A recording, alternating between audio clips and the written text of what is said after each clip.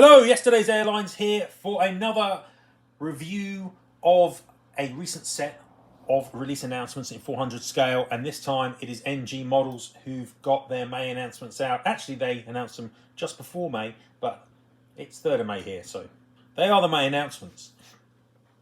Now, NG have been having quite an interesting time recently, and you do kind of get the sense that maybe not everything is running quite as smoothly at NG as it was. I get the feeling that they're probably struggling to absorb the huge amount of new mould production that they have been undertaking, and that is causing them some indigestion. Hopefully, it's something that they will pull through on.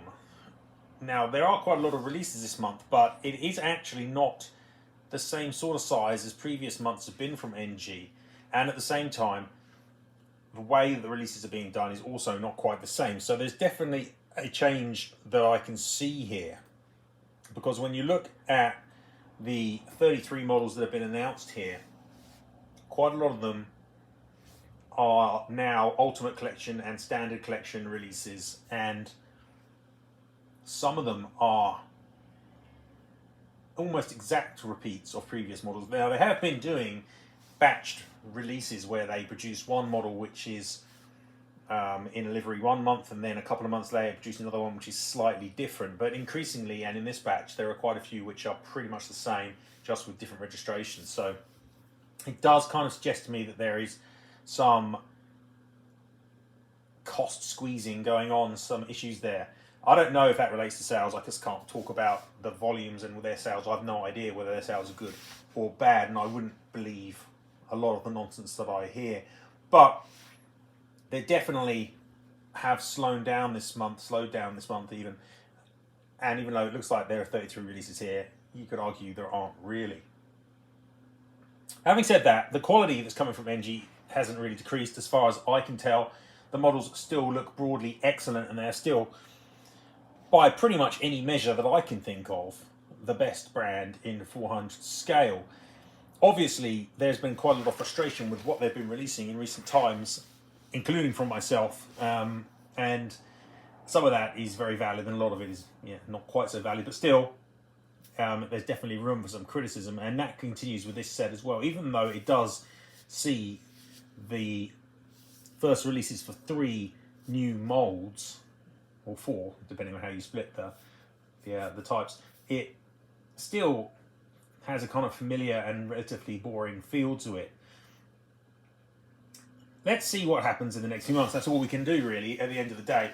But it is fabulous to see the new molds gradually trickling out into production, though perhaps not in the numbers that we would like, or the diversity that we would necessarily like. Okay.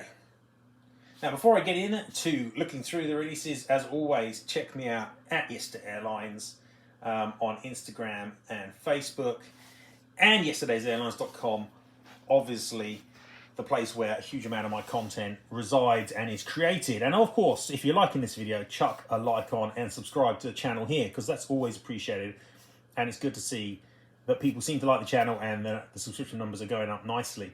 So thank you very much to everyone who supports the work that I do. Really appreciate that.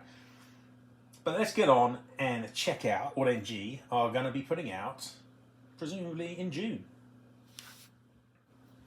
Okay, so as I said, 33 models, but not really 33. And I have to say also, something I didn't mention beforehand, is that there is a very, very strong North American and Chinese bent to these releases. And if you're someone who collects European models only, or collects only models from Asia, you're likely to be pretty annoyed by the amount of Chinese and American stuff in here. As someone who collects retro American models and modern Chinese, that doesn't really affect me too much, but I can understand why that would annoy people, and there is a less of a diversity in this set. Having said that, I actually don't think it's any less diverse than pretty much anyone else's, to be fair. So I think, again, some of that is perception rather than reality.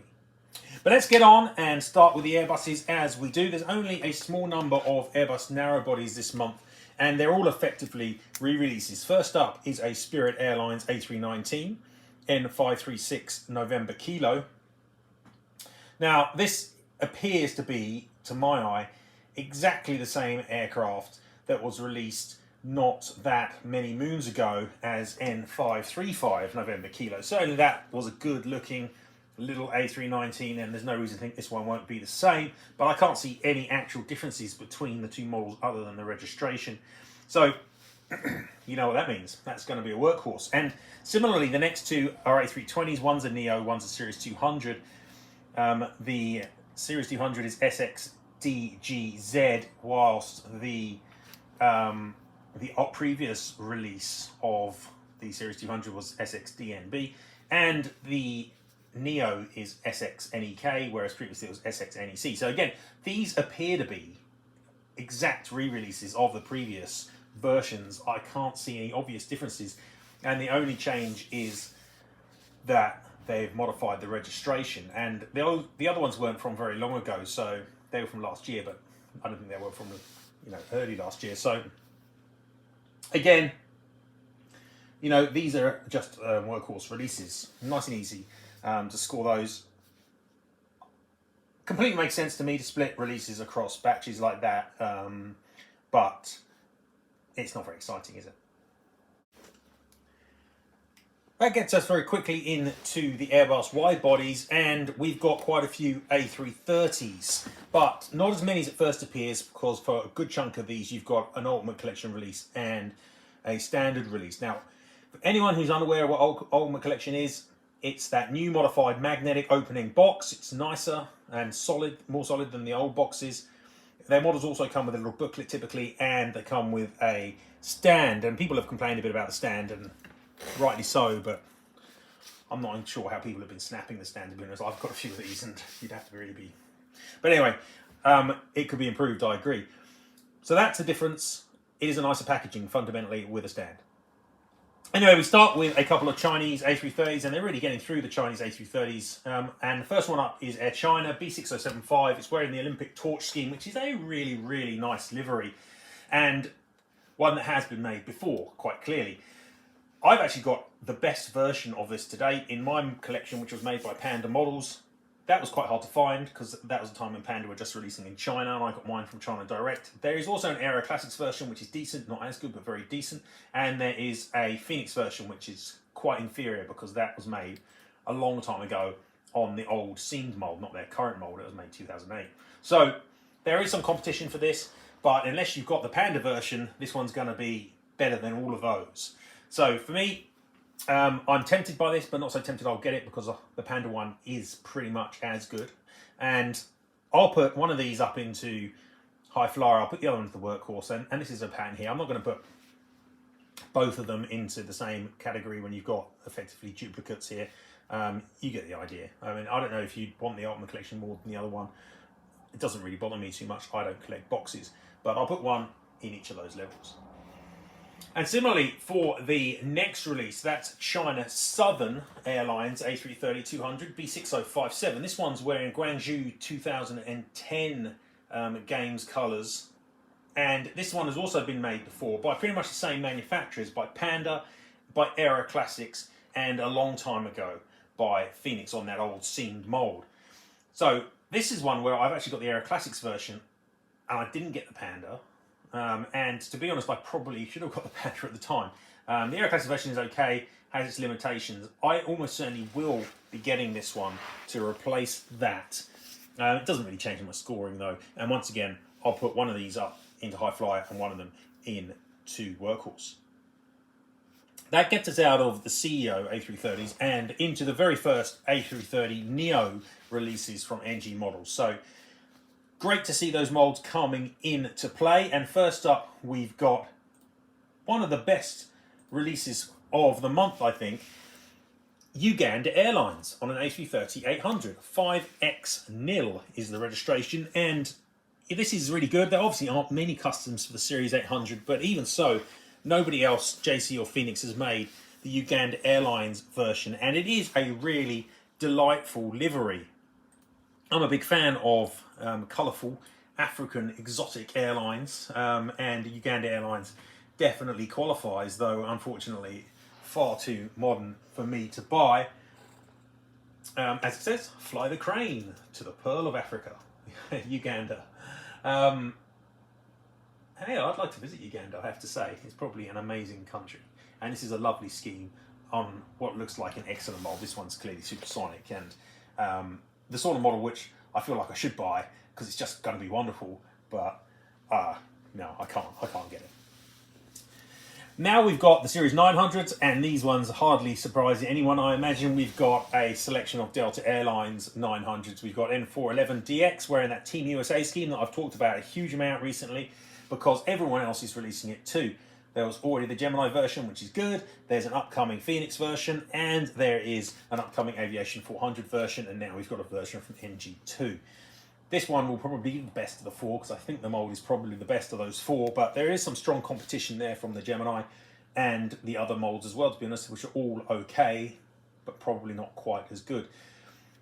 Yeah, I think this one, again, super popular, I'm sure. And this comes in Ultimate Collection and Standard Collection as well, so it gives you that option of which one you prefer. I'll put one of these again into Supersonic, I think, and one of them into High Flyer this time round.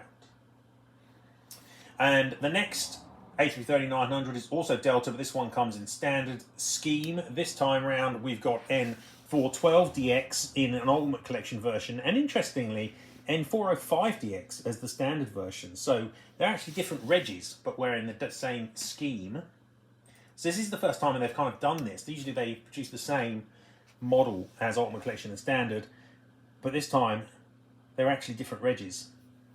I don't know how many people are realistically going to get both of those, but perhaps there are some people out there really keen to fleet collect for Delta. In fact, I know there are people who do that, so it wouldn't surprise me if there are some who will. Again, these will be great. There isn't a huge amount of competition. There's less than there is for the Team USA, ironically, but Phoenix has released it, and so has Gemini, on different registrations.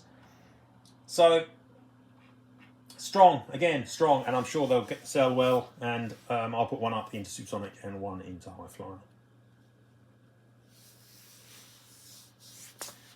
There's only a single A350 this month to round off the Airbuses, and this one's a second Air India. It's a VTJRB. It's the second A350 that's been delivered to them. It's effectively exactly the same as the first A350 delivered to them, JRA. So, realistically, you know, it's not going to be any different. Now, I actually haven't seen pictures of the first release yet. It isn't out, so it's interesting that they're putting out this one so quickly after. Aviation 400 have got one coming too, but again, haven't seen pictures of it yet. There's not much to say. It's workhorse because it's going to be the same, really. So that rounds off the Airbuses, and this kind of has the feel of a lot of this release set. Some really nice models in there, but also quite a bit of repetition and models that probably have been done before and aren't high on people's want lists. So the standouts in the Airbuses clearly for me are the Uganda and a couple of those Chinese A330s, but I imagine for many of the Delta A330s will be well sought after. Moving into the Boeings, and the 737s have that familiar feeling about them that the A320s did. We start with a WestJet 73G. Reg is CGC Whiskey Juliet. They've made 73Gs for WestJet previously, and this one really looks very similar to an earlier version GWSO, except it's got the more modern WestJet logo, and that's very small. It's just after the titles that appears to be the difference here. There's been quite a few WestJet 737s. They don't really float my boat that much, and I'm going to put this one into Workhorse, even though actually it hasn't been made before, but hey, I'm being harsh. The rest of the 737s I'm also feeling quite harsh towards, I have to say, or at least the rest of the non-Chinese ones, because I've got that Chinese bias. The next one up is Copa. It's Star Alliance, HP 1823 CMP is the reg. Not a lot to say here. They made HP 1830 CMP recently, and that was exactly the same as this one as far as I could tell. Both have got scimitars, both were in the Star Alliance scheme. This one's workhorse, therefore. Next up, Aerolíneas Argentinas LVFQZ, wearing the current scheme. again, recently they made LVFVN. The schemes look effectively the same, though maybe a slight difference in terms of tail. There's some yellow on the previous release's tail, and it doesn't look like there was on this one. So that may be a difference. I'm not 100% sure on. I can't be bothered to look up Aerolíneas Argentinas schemes, but effectively it's the same. I'm going to workhorse it anyway. And then we've got another couple of South American 737-800s from Brazil, but these are really not as interesting as that makes them sound, because they're both gold and they're both wearing these Mikado extra cargo colours. One of them has got the blue scheme with the O Banco Digital written on it.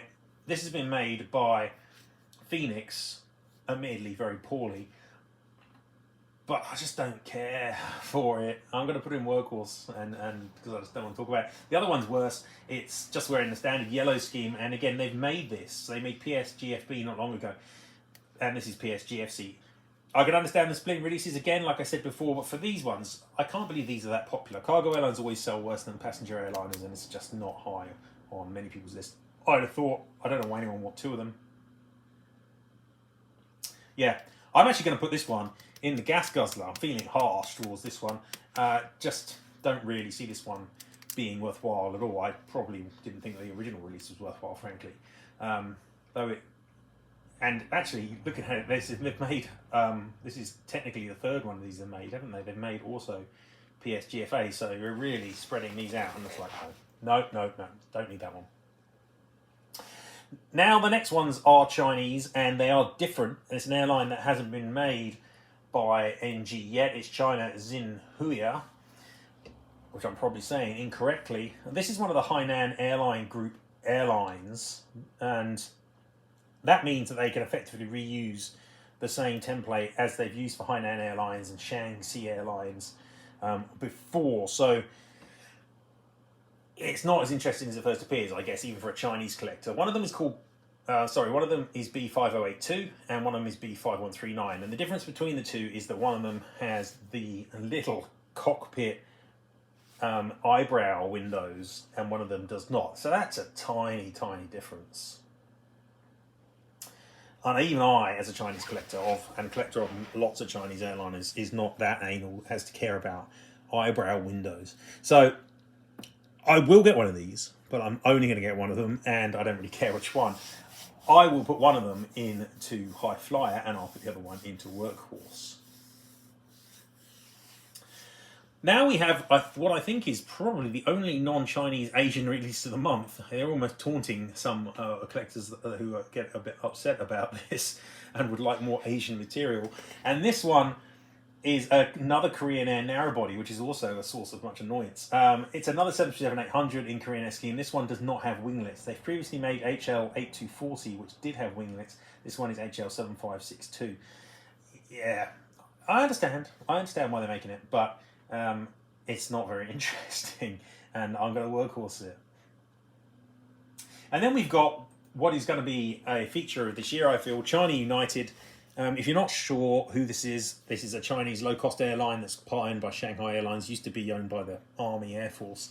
And it looks like NG have made a deal with them recently, as was advertised, and so therefore they will be making quite a bit of China United in the coming months. They've already made a few very nice 737-800s, really nice special schemes China United has. And this one, this month's B2AU, City of Chengdu, looks super nice. They've previously already made the City of Foshan, and they've got some others as well. And the schemes all look broadly similar, but with different colours and in detail different imagery.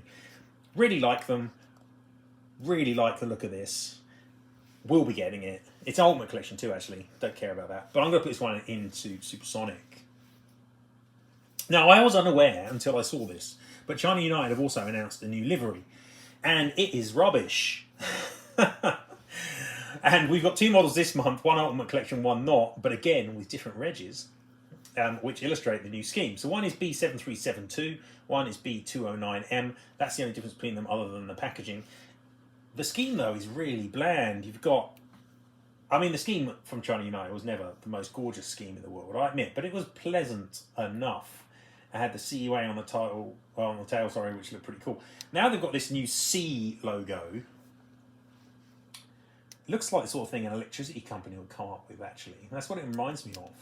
And you've got this pink and purple colouring and a really bland fuselage line and a really white tail. And it does seem that when Chinese airlines rebrand, which thankfully isn't that regularly, they generally choose something really tedious, like China Eastern did, and replace something that was reasonably okay with something which is really quite ugly.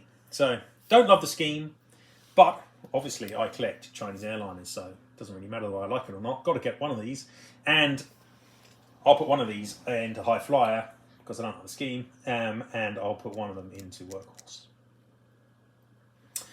Finishing up the 737s, we've got a couple of MAX 10s back in the US, United Airlines, in this special scheme which is actually really nice, with the blue back half and stripes moving to a white forward portion. One of these has got Eco Demonstrator logos. That's N27602, and the other one is the same aircraft but without those logos. Now, obviously, the MAX 10 hasn't been certified yet. That hasn't stopped NG releasing models, and they've already released N27753 wearing the United Standard scheme, which looked really, really good. I'm sure these ones will look really good as well. The difference between the two is very minor, but it is at least a difference that isn't just a reg change.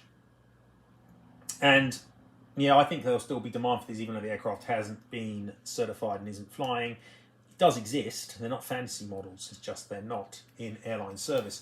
I'm going to put one of these up into Supersonic and one of them into High Flyer. The difference is pretty minimal between the two. Okay, now getting through quite a long list of 737s, but most of which aren't particularly exciting, gets us to a much shorter list of the rest, which consists of only 3 more Boeings and then 4 non-Airbus or Boeing models. The Boeings are not overly thrilling. First up, we've got a 747 SP. Usually that would make me jump for joy, but this one is just a re-release. It's a B2452 Air China, but this time with the Ultimate Collection packaging. Really concerning, the lack of 747 SPs from NG models. Don't really understand it. Quite unhappy about it. And this is not going to improve my view on that. I'm just going to workhorse it, but it is, yeah, disappointing. Disappointing. The model, it will be lovely, and I've got the previous version, which looks really nice, but come on, NG. There are loads of other SPs out there. Please produce some. And the next model is the blank version of the 757-300. This was already available as a model as part of their CFRP program, so you could have got one of these already, as I did through that, and I know quite a few people did. So it's just a blank 757-300. It's really nice, but it is a blank. I'll put it into High Flyer, I think, but it is a blank, so just be aware of that. But it does come with printed windows and everything, and it looks really nice. And if you haven't seen it, check out my review of it on the website, because I did cover that when I got it. And the last Boeing, this one, again, effectively a re-release. It's an American Airlines 777-200ER N791AN. It's wearing the One World scheme. They made N796AN, again, not long ago, and the model looked fabulous, and I'm sure this one will look fabulous too. I can't see, however, any difference between them other than the registration, and therefore, you know, that means that it's Workhorse. Now, that is the end of the Boeings, but it is not the end of the American Airlines, because this month, and most excitingly this month, is the release of the very first McDonnell Douglas MD-80s, and we have 3, though they are all slightly disappointingly exactly the same scheme. They're all American Airlines.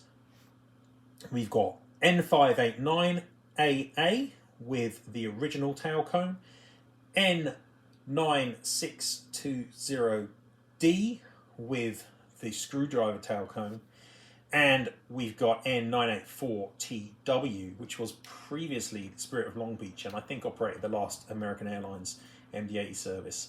And that one, again, screwdriver tail cone. So really nice to see these, and not unexpected that we would be getting American Airlines MD-80s. Though I am a little bit, just a teensy bit disappointed that they've chosen the newest American MD-80s to produce. I would have preferred them to start with the delivery scheme, which, though similar, is subtly different. For starters, it's got the Super 80 tiles on the front. It's also got the black nose cone. So there are differences. But these will be amazing. And it's fabulous to see the MD-80 getting out there. And I only hope that we get enough of these MD-80s in the coming months to satiate some of the huge pent-up demand for Mad Dogs that exists. And hopefully there's a bit of diversity thrown in, and they're not just going to be American and Chinese versions that are being put out, though I would buy them all probably.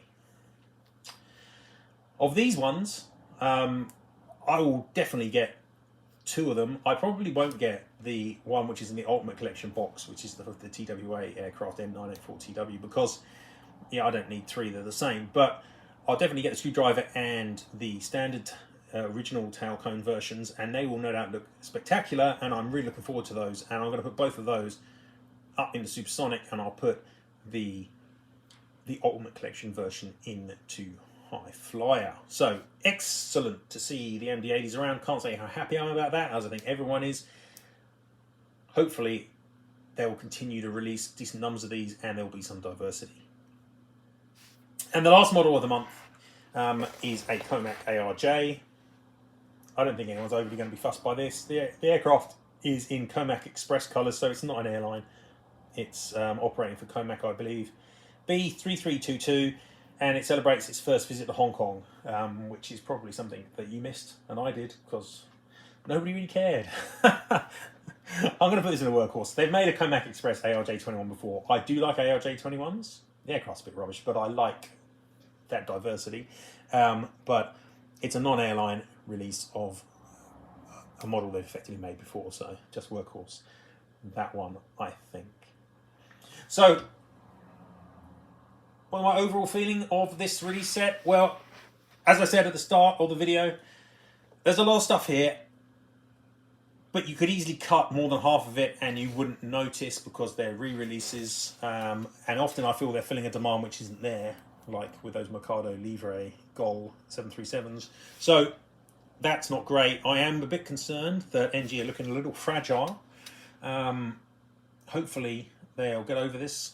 But there are still some amazing models here, quite a few, especially that Uganda, especially those MD-80s, and there's a lot of hope for the future and some really good releases. And I have been told previously by NG that they are clearing the deck here of older models so that they can release more, and eventually, presumably, we will start seeing this classic big classic theme, because it obviously has been completely missing for the first 5 months of the year. But I'm really hopeful that from June things will pick up. We'll start seeing more classics, more usage of models like the MD-80, and get a lot more diversity. To be honest, it's not a big issue for me, because out of this set there's still 6 models which I'm likely to buy, and that's quite a lot. So there's still plenty here for me, but I can understand that for other collectors, if you don't collect US or Chinese, then you're probably a bit bored. So good to see more diversity come back. I like that as well. But it's an okay set with some real standouts in places and a few lowlights, which has kind of been the year for NG, and I kind of hope they get their vavavoom back a bit and start kicking up gear and getting back to kind of where we all would like them to be. Okay, cool. Well, that's it for this video. Hope you've enjoyed my opinion on those. As always, love to hear what models you think you're going to be getting, and I'm certainly interested to know whether people think that they'll prefer these A330neos over the other brands, and obviously I'd like to hear what people think about the MD-80s as well. So chuck some comments on the vid, and I'll see you next time. That's it for now. Goodbye from yesterday's Airlines.